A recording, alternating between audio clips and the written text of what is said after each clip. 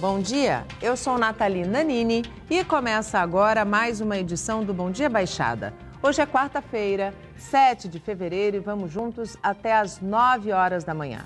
Hoje vamos falar sobre a reforma da Previdência.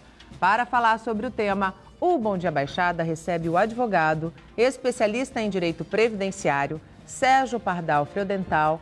Sérgio, seja muito bem-vindo ao nosso programa. Muito bom dia. É um prazer participar. Muito bom dia para você e para todo mundo. E também o comentarista político Iberê Cirna. Iberê, seja bem-vindo ao nosso programa. Bom dia. Muito obrigado. Estava com saudade já. É um prazer estar na companhia de vocês. Também estava com saudades. E a partir de agora, você também pode participar do nosso programa através do WhatsApp, que é o 13 988779496, ou pela nossa fanpage, onde estamos simultaneamente ao vivo no Facebook. O relator da reforma da Previdência, o deputado Arthur Maia, disse ontem, deu um ultimato. A reforma tem que sair em fevereiro, né? Graças a Deus o mês é mais curto. É depois do carnaval. Depois do carnaval, Isso. né? Que o Brasil começa a andar. Sai? Não sai? Aí, assim, depende se o cofre vai funcionar, entendeu? Porque está faltando alguns votos. Então o Marum está correndo atrás, mas aí o Meirelles não quer dar a chave do cofre. Aí fica uma confusão e neste Congresso tudo é possível, né? Nós podemos dormir dizendo não e acordar com ela aprovada. Essa é a história do Brasil. Então, vamos esperar passar os prazos, né? Vamos curtir o carnaval. O país está bem, graças a Deus, dá para sair do bloco, festejar. Entendeu? Aí nós vamos... Não tem mais problema, não tem quase, problema né? nenhum. Aí nós vamos voltar no carnaval, vamos ver o que é que vai dar. Tudo pode acontecer. Este é o Brasil. Você acredita, Pardal, que a reforma passe do jeito que está? Não, eu acho que ela não passa de jeito nenhum. E o Iberê é pessimista. Ele é bem-humorado, mas é pessimista. Sempre foi. O que acontece? Em primeiro lugar, a proposta da reforma já foi modificada três vezes. Com radicalidade. Sim. Não foi pouco modificada. Sim. Era um saco de maldades incomensurável, não dava Sim. nem para entender como eles queriam aprovar aquilo Exato. tudo e já reduziram bastante. Apesar do que, as maldades continuam. Quais seriam as principais maldades ainda? Dentro do saco? Em primeiro lugar, o que eles querem fazer é o fim da aposentadoria por tempo de contribuição, que chamava por tempo de serviço, brigou-se muito sobre ela. Eles querem extingui-la com um truquezinho. Colocam uma idade mínima para a aposentadoria coincidente com a aposentadoria por idade. Ou seja, só se aposenta por idade. Por tempo de contribuição, eles querem Hoje extinguir. é 15 anos, né? Hoje, atualmente? Não, 15 anos é o tempo mínimo para se aposentar por idade. Por idade. Para aposentar por tempo de contribuição é 35 do homem e 30 da 35 mulher. do homem. E aí tem toda essa discussão do fator previdenciário e coisas que já aconteceram. Agora, a maldade terrível, pior de todas, é que eles querem manter o impedimento de receber aposentadoria e pensão por morte. Vamos entender bem. Aposentadoria e pensão por morte são dois benefícios de origem contributiva. Ou seja... Você paga. Claro. Você paga ao longo da sua vida. Não, e a aposentadoria é o que você pagou. Sim. A pensão por morte é o que pagou o falecido ou a falecida. Exato. E aí, evidentemente, que são dois valores que integram o orçamento familiar e, portanto, tem que poder ser recebido cumulativamente sem problema. Lembrando que hoje o INSS paga de um salário mínimo a 5.700 e qualquer coisa. Então, não é nenhuma fortuna. Agora, existem coisas nessa reforma que são um pouco piores, que são as mentiras. Por exemplo, eles apresentam, como tanta gente já fez, Nathalie, a ideia do rombo. A Previdência é deficitária. Mentira. A Previdência brasileira né? é superavitária. Ela é superavitária. Claro, lembrando algumas relações. Por exemplo, a Previdência do servidor público, o tal do regime próprio, não existia até 98. Até 98, o servidor não contribuía para a sua aposentadoria. E não venham culpá-los, eles não são culpados da situação que existe. O servidor público tinha essa condição. Aposentar-se-ia, como eles gostam de falar, né? Com o valor que receberia se tivesse em atividade. Essa é a ideia. Isso acabou em 2003.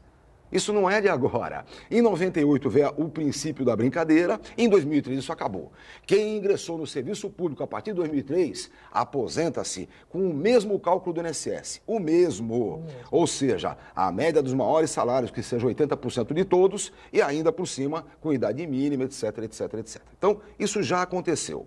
O que esse governo, esse desgoverno está fazendo é apresentando algo mentiroso e dizendo que ele é que vai equiparar os dois regimes.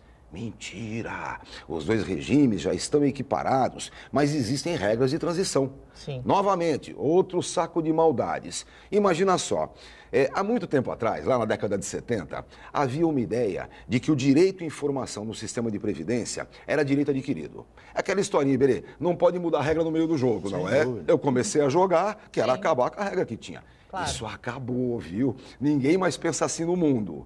Hoje eles dizem que é mera expectativa de direito e, portanto, tem regra de transição. Agora você imagina, o Joãozinho era servidor público. Em 98 veio a primeira radicalidade, a idade mínima, etc. Em 2003 mudou o cálculo e ele, nos dois momentos, teve uma regra de transição que, com algumas exigências a mais, lhe daria ainda a aposentadoria pelo último salário.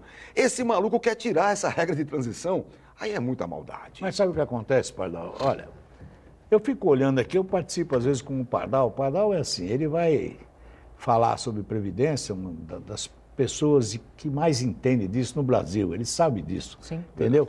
A minha preocupação qual é? Em nenhum momento está se falando do ser humano. Ninguém fala do ser humano. Nós falamos de conta. Olha, 80% dos melhores salários de não sei o quê, 2003, 98. Eu não escutei falar de ser humano. Mas não vão falar, Iberê. Ele vai se aposentar, ele vai se aposentar com aquele R$1.000 lá, entendeu? E lamba-se. Eles não estão preocupados com a previdência particular, que o banco está aí de olho nessa história. Todo mundo, mas não existe preocupação com o bem-estar do ser humano, do brasileiro. Por isso não se discute. Para quem está em casa entender, a Previdência Social, ela deveria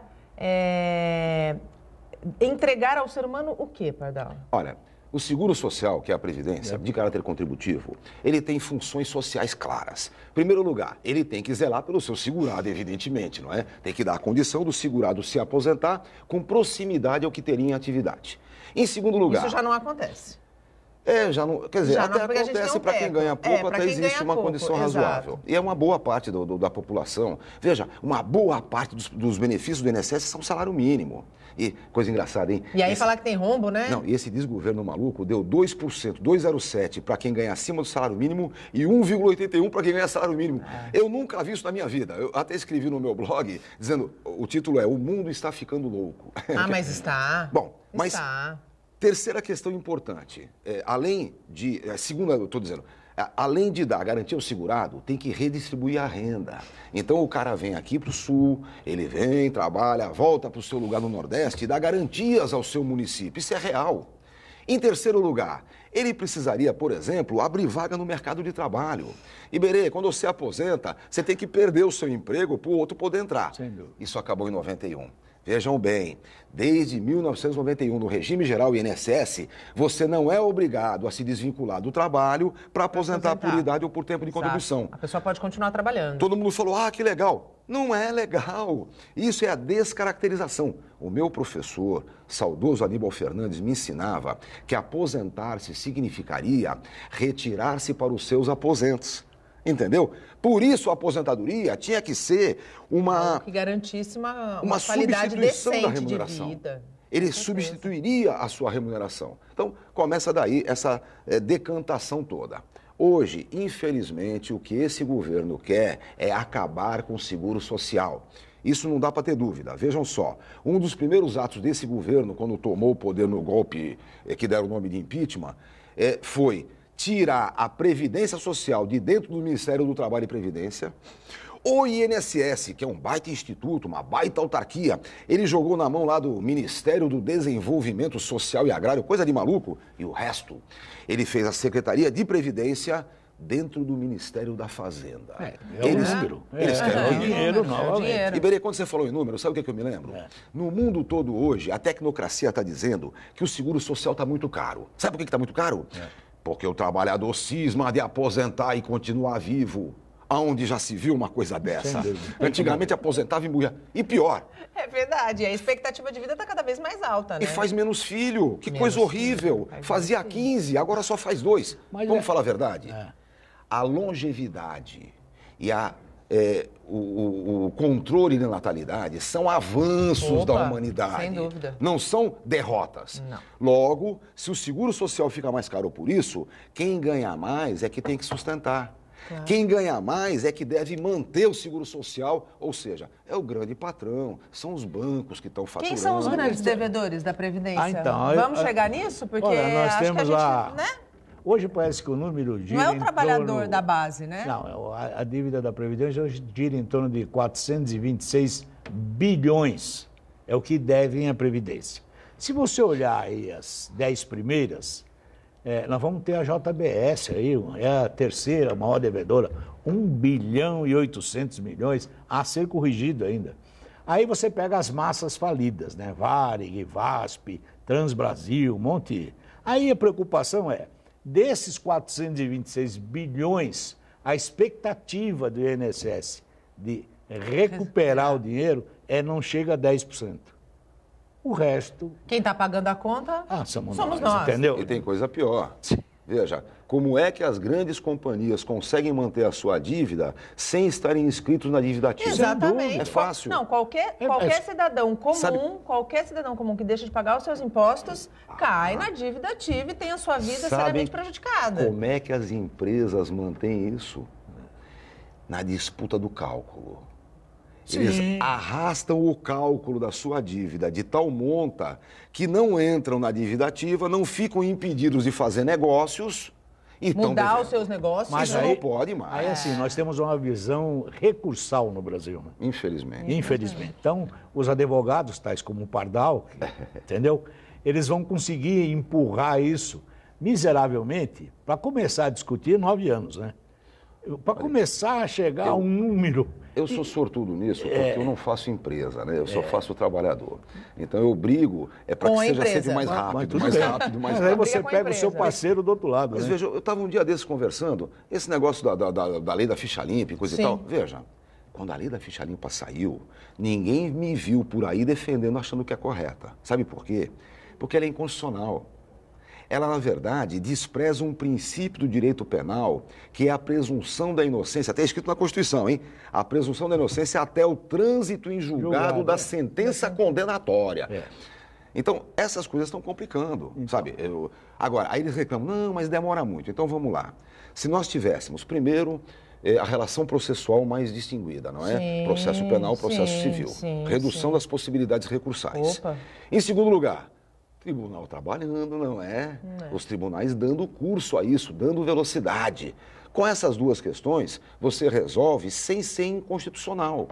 Mas então, não vamos levar em consideração essa análise do Pardal, pela sua formação ideológica, não tem nada a ver com o presidente Lula. A gente não tem nada a ver com essa segunda instância. Você quer ver? Nada. Quer que eu prove para você que não tem nada a ver? Vou dizer para você. Não precisa provar, eu também sou a favor de. Essa bobagem que um juiz andou dizendo, que a menina lá não podia ser ministra do Trabalho, porque tinha condenação trabalhista, isso é ridículo. Se o governo...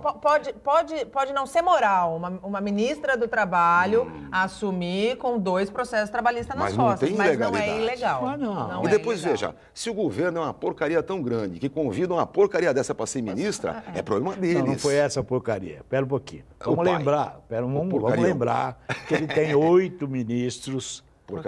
Porcaria na Lava Jato. Está aí. Entendeu? Então, é assim, esta é a formação. E a minha preocupação, Pardal, é assim, sempre... Só uma coisa, nisso, o juiz, nesse caso, levantou o princípio da moralidade. Eu tremo de medo quando começa a falar isso, né? Pelo princípio da moralidade, o seu óculos está feio, você vai preso. Mas ele também não pelo princípio da moralidade, tinha que estar todo mundo preso lá em Brasília, né? Puxa. Não faça isso. Não faça isso. Aí acaba o circo, gente. Aí não temos com quem dar risada, pô. Entendeu? Não, a gente precisa rir de outras coisas. Não é possível. Agora, voltando aqui à nossa discussão sobre Previdência. A reforma da Previdência prevê alguma articulação para receber desses maiores devedores? Mas não pensa Existe nisso. alguma coisa nesse sentido? Não, deixa quieto.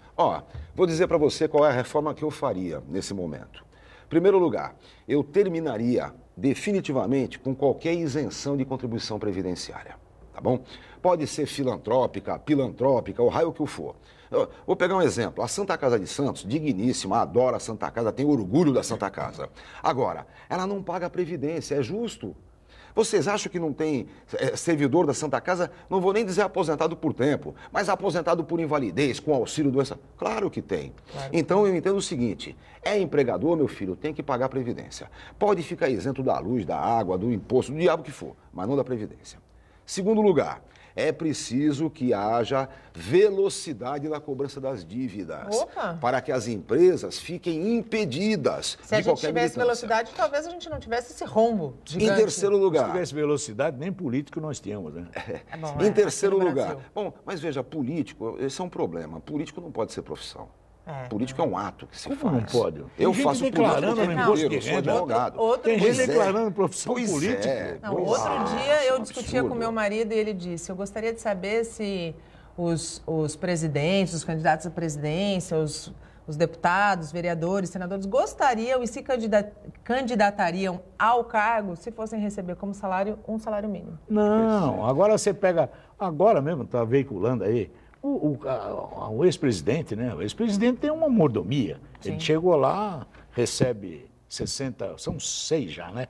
60 mil por mês, tem mais 8 funcionários, tudo pago pelo governo. Tudo Mais pago por 2 nós. carros, dois Por nós. carros, 2 motoristas. Deixa eu só completar. A terceira coisa que eu faria na Constituição seria um impedimento constitucional de qualquer desoneração de folha de pagamento relativa à Previdência. Sim. Isso não pode ser negociado. Eu, na época, inclusive, conversei bastante com o ministro da Previdência da época, que era o Gabas, meu amigo, gente boa, funcionário de carreira. Eu disse assim, a empresa que você reduz, que você desonera a sua folha de pagamento, qual é a promessa dela? Ela promete quantos empregos? Ele falou, não é assim. Eu falei, Tinha que não é ser. assim? Então não faça. Não, mas olha, poxa. é que as coisas aqui no Brasil parece que elas são olhadas estanquemente, né? Você olha por partes. Eu pergunto, isso tem a ver com a reforma trabalhista? Claro. Isso tem a ver com a reforma fiscal que não se faz, quer dizer... Com a reforma política que não existe. Tributária. Então, assim, depende do que é bom agora. Vamos falar de Previdência? Então, vai na Previdência. Eles estão enfiando jabuti de outro lado lá, estão inventando outra coisa. A minha preocupação é que não, eu já falei isso para o Pardal, não se discute nada com o povo brasileiro. Não, É verdade. Entendeu? não. Nada. O povo brasileiro é detalhe, gente. Não, ele é comunicado. Nem Sinta-se à vontade. Às E vezes. sabe que essa Entendeu? reforma trabalhista vai contribuir bastante para arrebentar com a Previdência. Sem Eu dúvida. ia fazer Sem é uma das dúvida. perguntas que eu ia fazer, mas eu vou fazer no próximo bloco, porque já estão Então, falando que eu vamos estourei esse bloco. A gente vai para o intervalo e volta já. Não saia daí. O Bom Dia Baixada está de volta e depois de 2 semanas paradas, as obras para diminuir os impactos da ressaca na Ponta da Praia, em Santos, foram retomadas. Está prevista agora a montagem de uma linha de tubos e o transporte da areia. Os trabalhos foram retomados debaixo de chuva. Não dá para perder mais tempo. As obras para diminuir os efeitos das ressacas começaram no dia 3 de janeiro. 10 dias depois, o Ministério Público mandou interromper os trabalhos, exigindo uma licença ambiental. No início de fevereiro, a Justiça liberou a obra e o projeto continua. Hoje começamos já com a reposição da areia.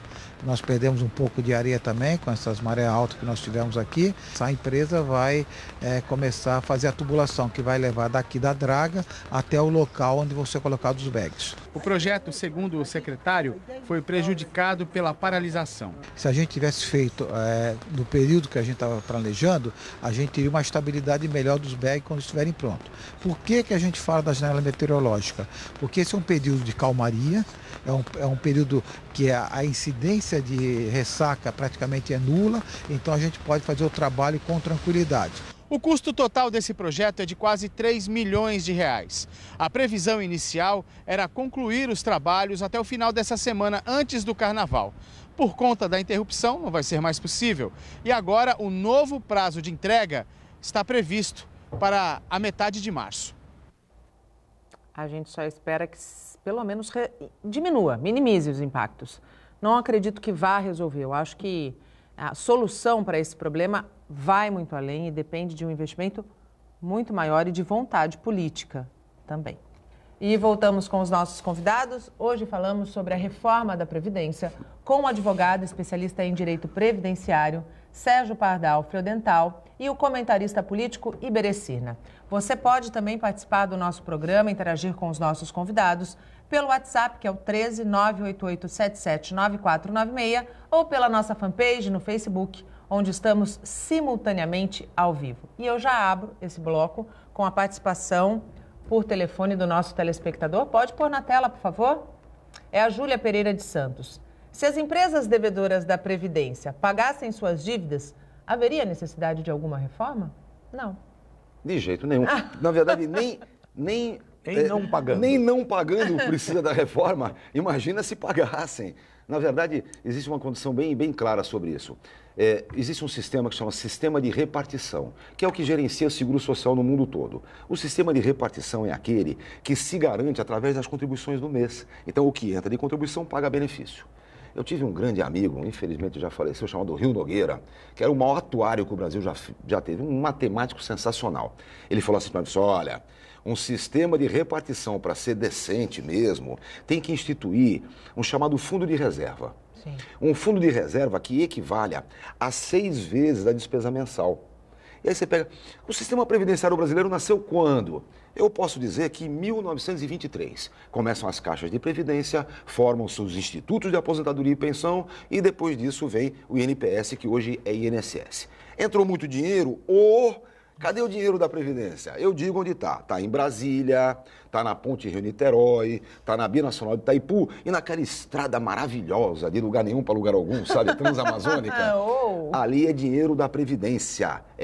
Ou seja, nós tínhamos dinheiro para ter formado esse fundo de reserva, que seria o maior aplicador de ações no mercado do Brasil. Mas, infelizmente, não foi o que aconteceu. Mas sabe o que acontece, Pardal? Você citou obras aí, sem defender, porque eu acho que é um erro, né? Mas pelo menos puseram em obra. E esses de agora, que levam o dinheiro e não põem em obra? E a Georgina, que roubou. E leva o dinheiro e ninguém vê. Mas olha, por exemplo, a Ponte Rio-Niterói, além de ter custado muitas vidas, você sabe, custou muito dinheiro à Previdência. Eu pergunto, por que o pedágio da Ponte Rio-Niterói não pertence ao sistema securitário? Não é?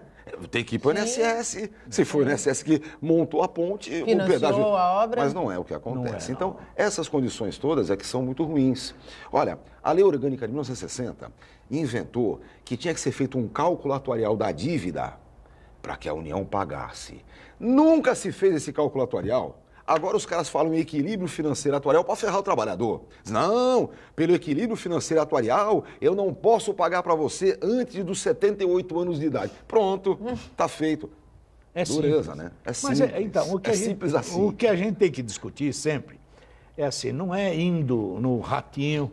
O presidente foi lá. Não, ele não foi só no ratinho. Ele fez uma jornada televisiva para tentar convencer quem está do outro lado que a reforma da Previdência é uma reforma necessária, porque senão o Instituto da Previdência vai quebrar. É isso que ele fez. Então, mas aí você olha essa incursão dele na mídia, né? Mas ninguém discute absolutamente nada. Eu não vi discutir, eu não vejo, já falei para o Pardal, nós tivemos num outro programa outro dia.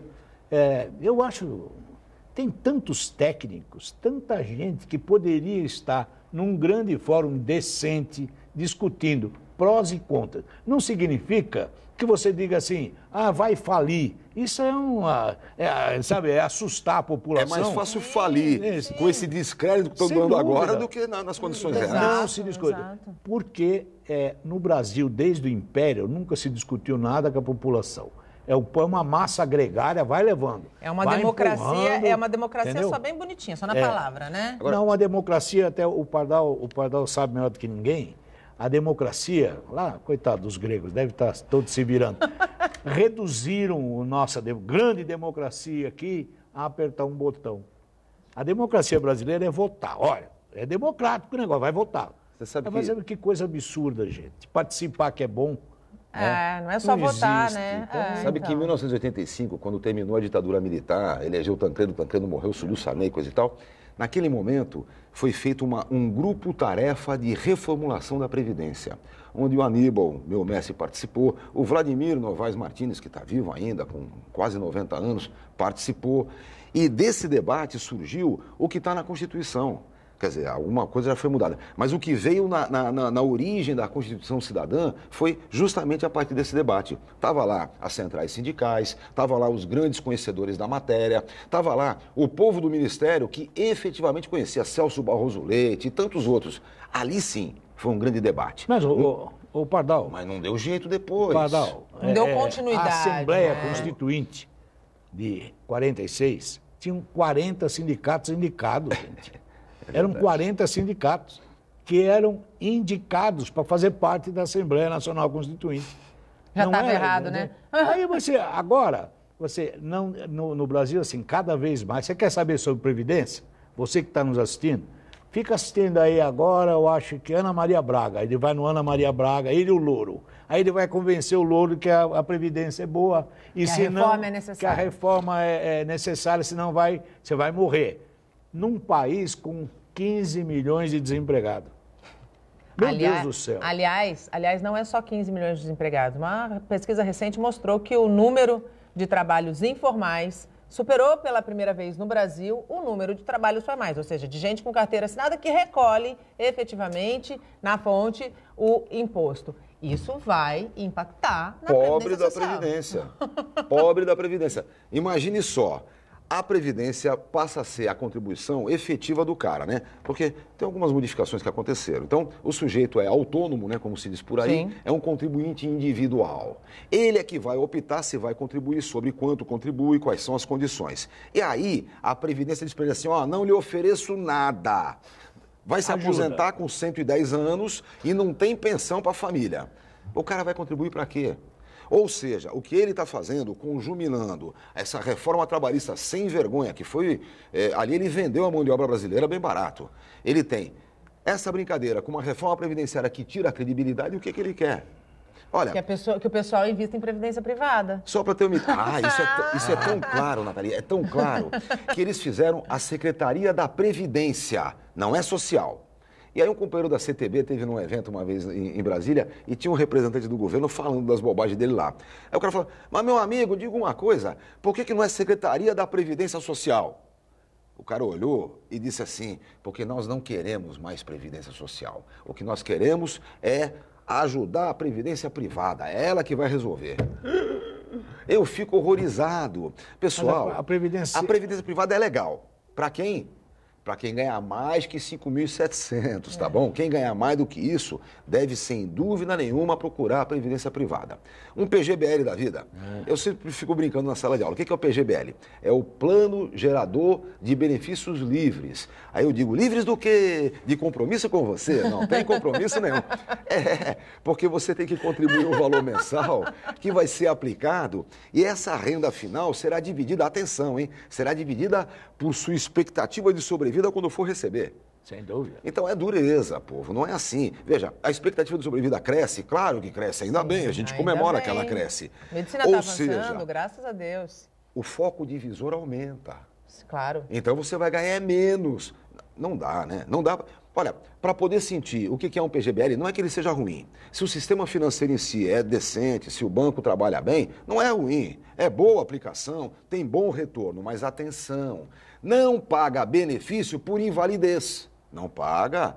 Benefício não paga mensal. Doença. Não paga. Não paga licença maternidade. De jeito nenhum. Ele pode até dar uma indenização se o cara morrer. Sim. Uma indenização para a família. Mas pagamento mensal continuado de benefício decorrente de sinistro, só quem paga é o INSS. Só. E, claro, o regime próprio do servidor público. Sem dúvida. A gente tem mais uma pergunta. Vamos pôr na tela? Opa.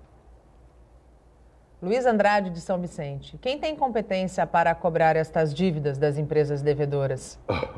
Sabe que esse é outro absurdo, né? A autarquia, até bem pouco tempo, ela tinha procurador próprio e ela tinha também auditor fiscal. A ANFIP, Associação Nacional dos Fiscais da Previdência, é a entidade mais importante que tem em matéria previdenciária. Quando eu tenho dúvida de alguma coisa, eu consulto a ANFIP, não tenha dúvida.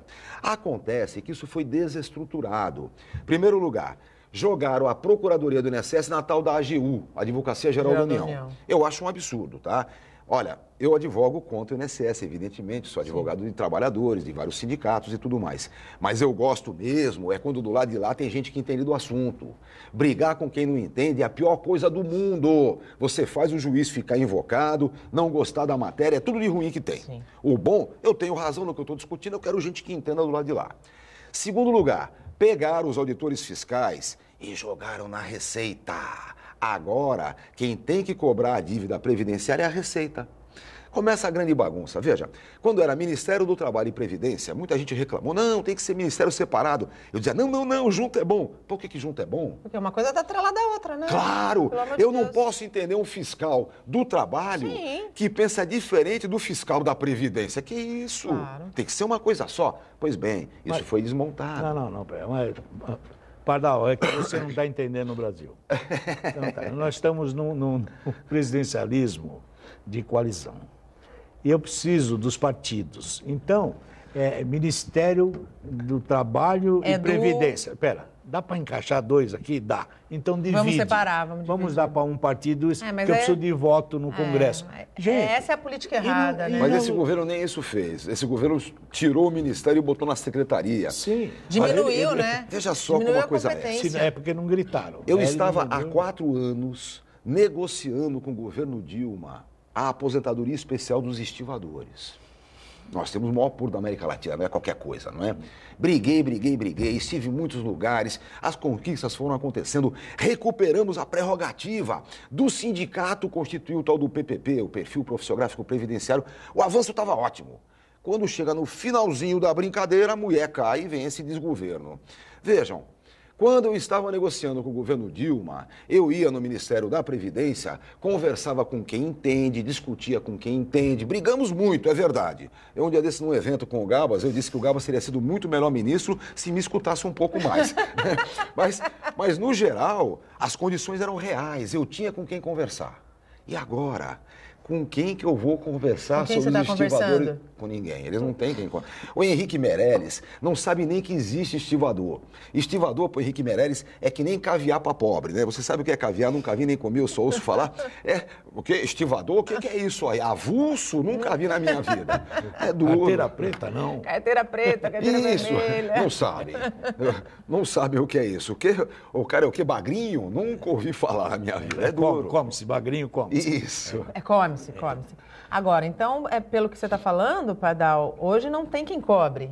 Não. Assim, que cobre com competência, vai. A Receita está tentando fazer novidades. Agora, as coisas são muito graves. Você quer ver uma coisa horrorosa? A Lei 8.212 dizia num artiguinho lá o seguinte: a empresa tem 10 anos para ser colocada na dívida ativa. Sim. E mais 10 anos para ser processada judicialmente, tá? Okay. Prazo vintenário.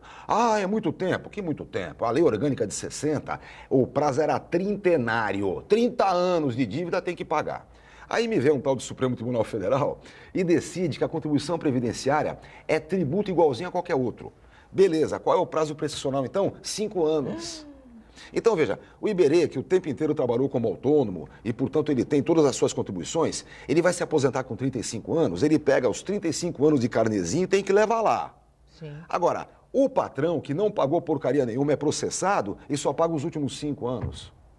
Não, isso não está certo, não é? Não é essa a saída. Não Então, era preciso diferenciar. Para mim, contribuição previdenciária é um tributo totalmente diferenciado. Ele não é imposto, ele é contribuição sui generis. Ele tem a ver com a folha de pagamento, ele tem a ver com o valor que você vai ganhar de benefício, e assim tem que ser visto. Ele tem a ver com o ser humano.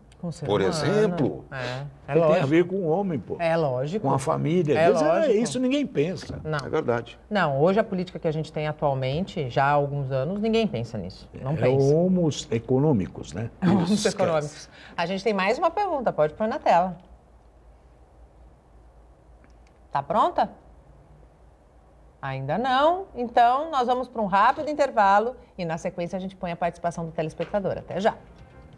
O Bom Dia Baixada está de volta e chegamos ao último bloco do programa. A União Imperial foi a grande vencedora do Carnaval Santista. A Verde Rosa do Marapé conquistou o título do Carnaval depois de um jejum de 21 anos. O repórter Carlos Lopes esteve na quadra da escola e acompanhou a comemoração. Muita gente já correu para a quadra da União Imperial para festejar esse título que estava preso na garganta. Mais de 2 décadas de espera. Pouco a pouco, a quadra vai ficando cheia. Eu vou falar agora com o presidente, o Pelé. Pelé, emoção muito grande, né? É indescritível a emoção.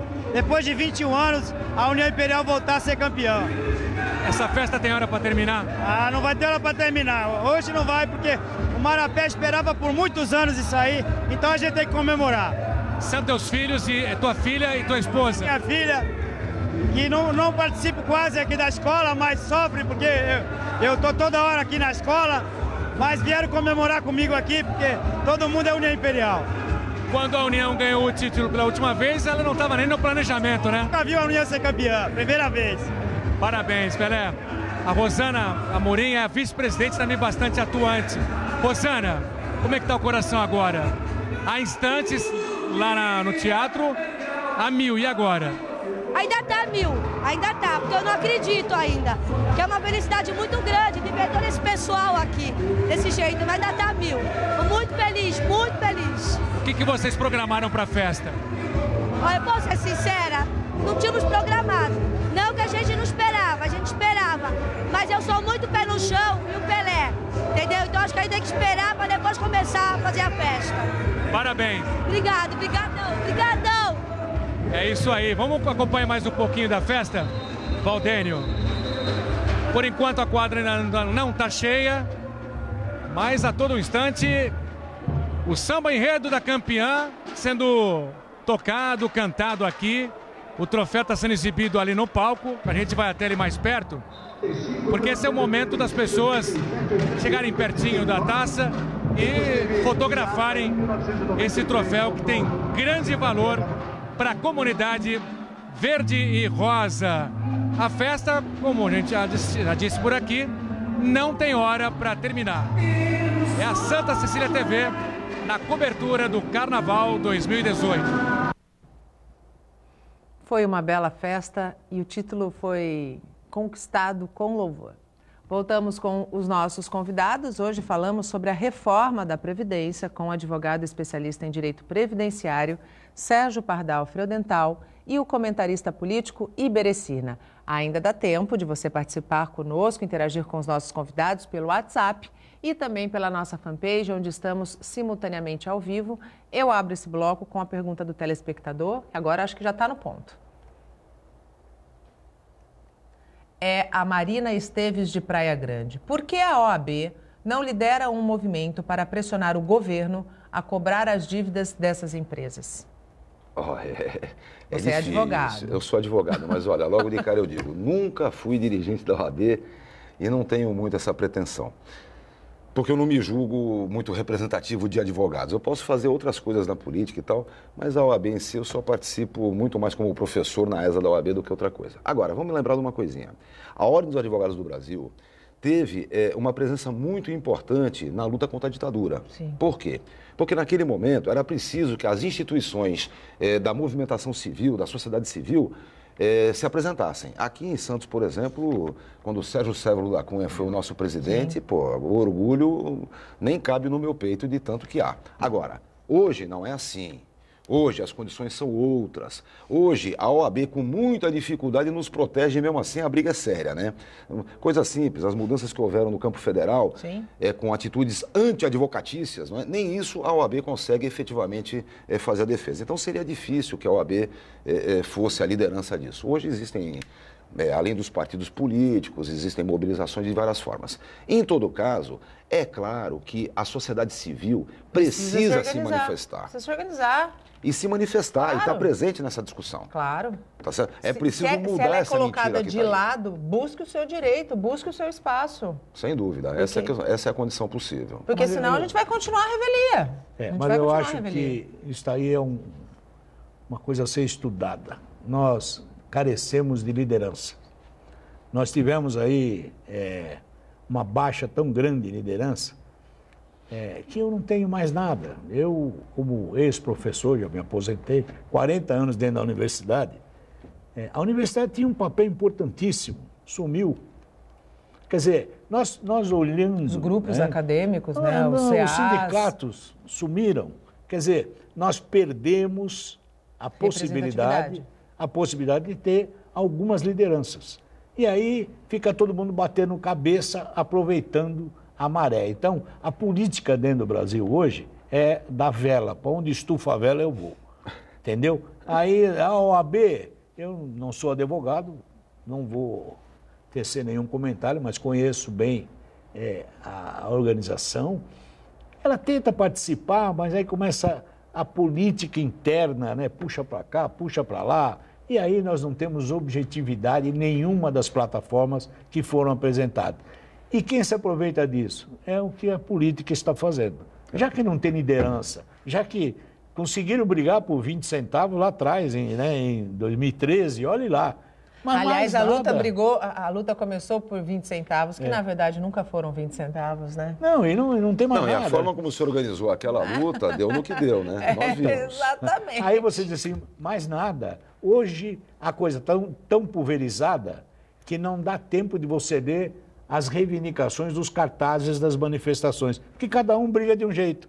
Eu brigo pelos portadores de calo seco, o outro aqui briga, e ninguém sabe o que está correndo. Falta a sociedade entender a sua posição. E a força que tem, né? Enquanto tiver nessa bagunça... E a força que tem. É questão da organização do movimento civil. Sem dúvida. Os movimentos populares e tudo mais. Enquanto nós estivermos assim, Pardal... Que não podem ser contaminados pelo que a gente vê dentro do nosso Congresso. Ah, sim.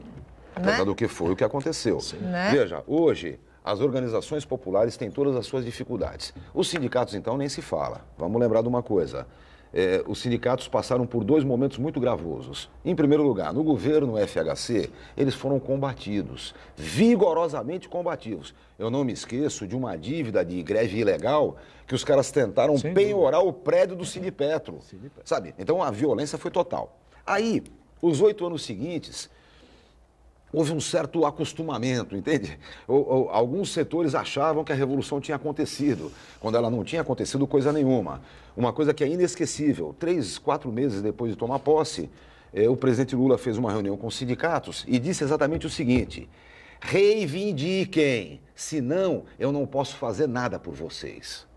E os sindicatos não entenderam. Os sindicatos ficaram muito travados, muito parados na época. Hoje, o que está acontecendo? Em primeiro lugar, essa mudança na reforma trabalhista teve como objetivo matar os sindicatos. Lógico. Por exemplo, a questão da contribuição. Sim, o imposto sindical é um absurdo. Tudo bem, é mesmo, viu? O imposto sindical de um dia por ano é um absurdo mesmo. Mas veja, o que devia existir, e infelizmente o Poder Judiciário castrou, é a contribuição confederativa. Veja, porque eu chamo de contribuição confederativa, outros chamam de contribuição associativa, contribuição ao raio que for. Mas a coisa é bem simples. O sindicato tem 2 formas de trabalho. Quando ele representa a totalidade da categoria, inclusive os não associados, que é a campanha salarial, ele tem que ser remunerado por isso. Quando ele faz um trabalho para o seu associado, ele está remunerado por isso. O associado paga a mensalidade. Sim. Então, uma ação civil pública, onde ele representa só os associados, está perfeito. Agora, quando ele representa a totalidade da categoria, tem que ter retorno. Qual é o retorno correto? É a contribuição confederativa, que você define na Assembleia, que define o rol de reivindicação. Então, você não quer contribuir com nada? Vai na Assembleia e defende contra, irmão. Vamos ver quem é que pode. Agora, depois que a Assembleia decidiu, quando ganharmos o aumento salarial, 1% será para a contribuição confederativa. Acabou, tem que pagar. Mas aí, Pardal, aí é até bom que a gente levante assim. O Brasil hoje tem muito sindicato. Tem 17 mil sindicatos. Sim, tem um número muito elevado de sindicatos. Sendo que 12 mil são de trabalhadores. Também, né? E aí a discussão, você sabe melhor do que ninguém, é a unicidade do sindicato. Existe uma legislação que favorece as famílias, né? Porque você pega sindicatos que são familiares, né? Sindicatos que estão 40, 50 anos passando de pai para filho, você sabe disso, e empregando e ganhando. Quer dizer, há que se discutir também a função sindical. Senão não adianta só ficar no bem bom, um empurrando o outro. Sim, sem dúvida. Mas veja, a discussão da unicidade sindical, ela é bastante complexa nesse atual momento. Veja, a Constituição diz que só pode ser um sindicato num território que não pode ser menor que um município para uma certa categoria. O que aconteceu, na verdade, é que houve a dispersão de sindicatos. Vou dar um exemplo que é bem engraçado. Aqui em Santos, nós temos o Sindicato dos Servidores Públicos e o Sindicato dos Servidores Estatutários. Exato. Acontece que quando veio o regime jurídico único, todo mundo é estatutário, então já começou a compliqueira. Só quero lembrar, sem botar aqui discussão mais profunda, que o primeiro sindicato é o dos servidores. Claro. Então, evidentemente, ele deveria funcionar. Na época, eu era advogado do sindicato, nós conseguimos uma liminar cancelando o outro sindicato, que era dos estatutários. Sim. Num certo momento, eu já não estava mais no sindicato, alguém fez um acordo em Brasília e manteve os dois funcionando. Quando chegou agora, entraram com uma ação contra os sindicatos estatutários. E o juiz não teve dúvida, falou, não, pode existir sim, não tem nenhum problema. Ou seja, a ideia da unicidade está sendo destruída com a pulverização sindical. Sim, É isso aí. Agora, exatamente. vamos passar então para um regime mais democrático, tudo bem? Ó, o regime mais democrático é o seguinte, cada um faz o sindicato que quiser e se filia ao sindicato que quiser, tudo bem? Só tem um probleminha. Você só vai ter o seu avanço no salário se o sindicato ao qual você está afiliado tiver isso para você. Isso antes da lei, mas agora nem com o sindicato. Não, aí começa uma briga geral. Veja, vamos pegar a França, que é um lugar legal de entender a questão sindical. Na França, você tem pluralidade sindical. Você tem o sindicato do Partido Comunista, o sindicato da social-democracia, o sindicato dos radicais, tudo bem? Acontece que na negociação só um sindicato vai poder representar. E é o sindicato que tiver maior representatividade. Pode-se também fazer uma comissão sindical. Sim. Então, você constitui uma comissão sindical. Ó, o sindicato maior vai botar 2 na comissão sindical, esse é menorzinho coloca 1, outro, pronto. Essa comissão sindical é que vai negociar.